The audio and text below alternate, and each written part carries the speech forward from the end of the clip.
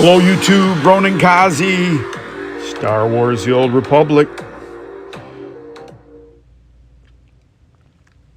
One of the things that's great about Star Wars: The Old Republic is the story. I think I've told you this before.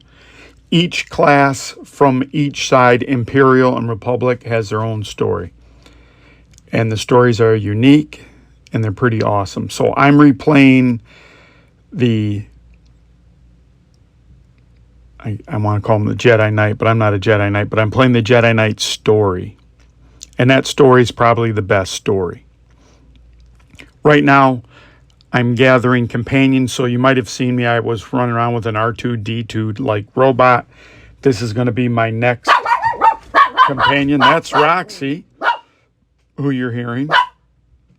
And Roxy is one of my companions, as well as Caesar and Macy. There's two cats, pink and blue. Roxy, you will get squirted back into oblivion.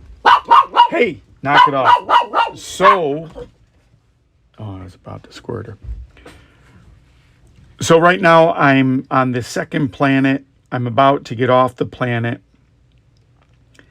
And I'm going to get a ship as a result of getting off this planet where I can start traveling around the galaxy and doing whatever I want. One of the good things about my class is that I'm like I'm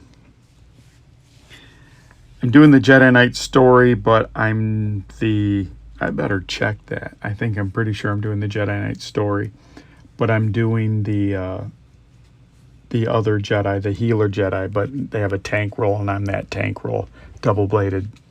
I'll have to look up what it is. Sorry, I forgot it at the moment. But the story's really good, and let's talk about value as a gamer. I want to pay for something once and not have to pay a monthly fee. Check. I want to have a lot of replayability. That Star Wars: The Old Republic, Star Wars Galaxies, that's not even the right. Star Wars Old Republic, Star Wars Galaxies, a little different name. Sorry, YouTube. I'm having a seniors moment. Anyways, you have 8 separate stories. You can go on from there. The stories are all voice acted. The cut scenes are all there. They're everything up to level 50 is fantastic. And I got a character at level 80. I bought the expansion. It's really good. I've played it off and on for however how long it's been. I have the graphics turned up to maximum. They're not going to tax your system. You can go ahead and it doesn't matter what kind of system you have. You're going to be able to play this pretty much. Unless you have a dog. Part of this character is I can stealth everywhere. And so that's what I'm going to do. I don't have to engage with all the enemies. Now, you don't have to be a Jedi. And that's the other great thing about Star Wars: The Old Republic. Is you don't have to be a Jedi. And that's, when you think about Star Wars the movie... We got 9 movies, or however many movies, 6 movies that were all focused on Jedi. And Jedi's important to this space opera. But really, that's a story of, a very select group of people that are selected because they have this thing that gives them force sensitivity. And if you think about some of the other things, if you think about The Mandalorian, that's really not about Jedis, and that's a popular kind of thing. And you think about Rogue One, and that story's pretty great. And that's not about Jedis. And that's what makes Star Wars Old Republic great, is you don't have to be a Jedi to be successful. In fact, that shows the fallibility of Jedi. And I think I've told you this.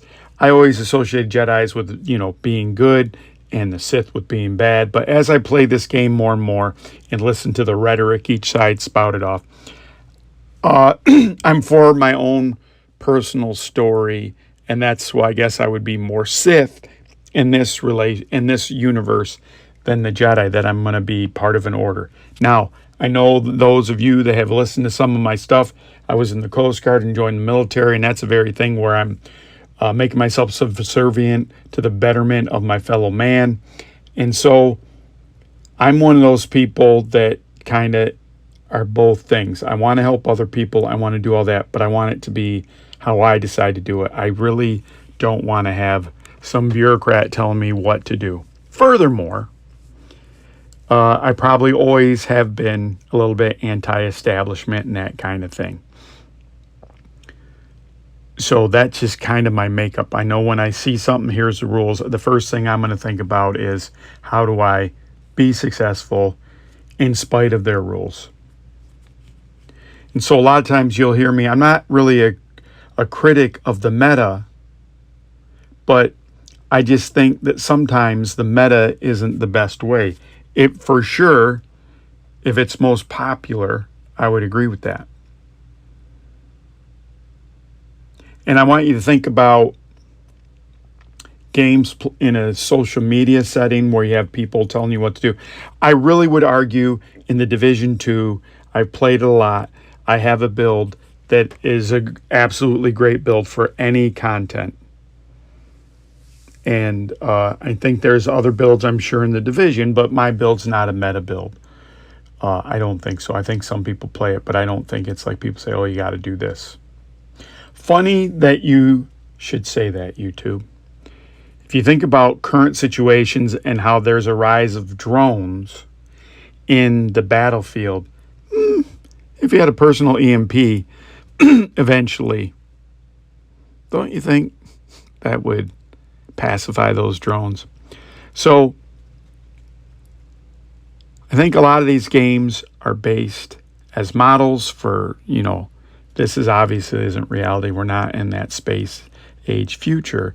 But the fighting of the game, the moral choice of the game are sometimes a model for the actual real world that we live in. And this is normally when I'd ask you to like, share, subscribe, unsubscribe, resubscribe, promote this for me. I appreciate it if you give a shout out to me. I have a YouTube homepage, which you're watching this on. I got to do stuff on Twitter. I'm trying to do stuff on Threads and Facebook, a little bit of Instagram. And I appreciate all the help you can give me. Anyways, back into it. So I'm doing this final mission, and what I would tell you, the lexicon of Star Wars, the lore of Star Wars, there's a lot of games that have a lot of fantastic stories. Knights of the Old Republic, KOTOR, is one of the better games you'll ever play. And again, when you can get that cheaper, you should do that. The backstory of Revan is another fantastic story. And that story is great. That's part of the canon that goes into this game as well.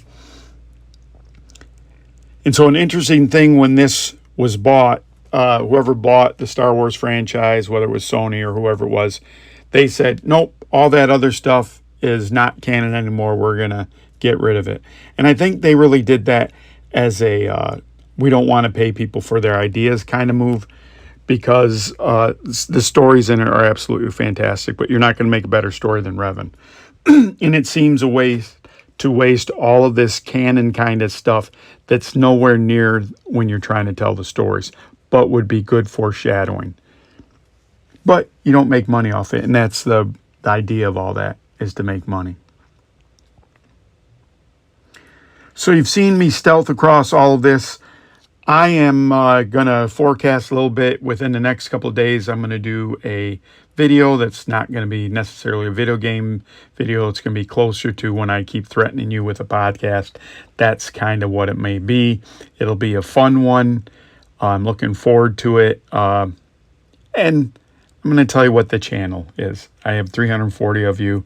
If 34 of you watch the video, I'm pretty happy. That means there's 10% of the people, the subscribers, watch. I have some videos that are higher than that, but in general, when I'm looking at the metrics, that's what happens. So I think that's a really good one. I look at other people that I follow, other channels that I like, their videos are 10% or less of the subscribers that maybe watch those. And to be fair, some of the channels they do that are actually podcasts. People might consume that as a podcast, not as a YouTube. But I'm sitting in a good spot. Oh, look, my voice cracked. I'm going through puberty. Hello, YouTube. This is Ronan Kazi going through puberty. I might need your like, shares, subscribing. Anyways, yeah. So tomorrow or the next day, you might get a pretty something. As Monty Python used to say, now for something completely different. That's Roxy again. So what I'm trying to do, I've already kind of gone over the last 3 or 4 videos how I do different games because I want to say different things. I get bored of just grinding up and doing things. When I feel like I've beaten a game, I think I've mentioned that to you before. There's a time in my life when I think I've solved something. I just go, that's it. And I might not be physically done with that, but it's done for all intents and purposes. Are you ready for a surprise, YouTube? Bam. There you go. You've been with me this long. You get to see this fight in color. So, I'm a do-gooder Jedi. These are Sith. This is their Dark Council. They've been messing. They've infiltrated our home planet. And I'm the champion of the Jedi. I'm a new up-and-coming. Ooh, look at his red saber. But, bro, I'm a double-bladed. You might have heard of Darth Maul. Well, you can't because that's going to be in the future. But before there was Darth Maul, there was a Ronan Kazi. So like I told you, it's pretty easy once you have a companion. Star Wars, The Old Republic, is about the story. The gameplay's in there. It's super important. It's super fun. There's crafting. There's everything you want. But you're always going to be able to get through the story. And I think that that's what's important. So if you spend any money on this game, you're going to get to see all the story. And prove me wrong, play 8 different classes with 8 different stories. They're all fantastic. That's a ton of gameplay. So I dispatch, and guess what we found out? You just smoked my son, he said. Oh, I'm sorry. And then that dude's like, oh, boss, I'm gonna. Dude, I smoked your son. What are you going to do about it now? There's nothing.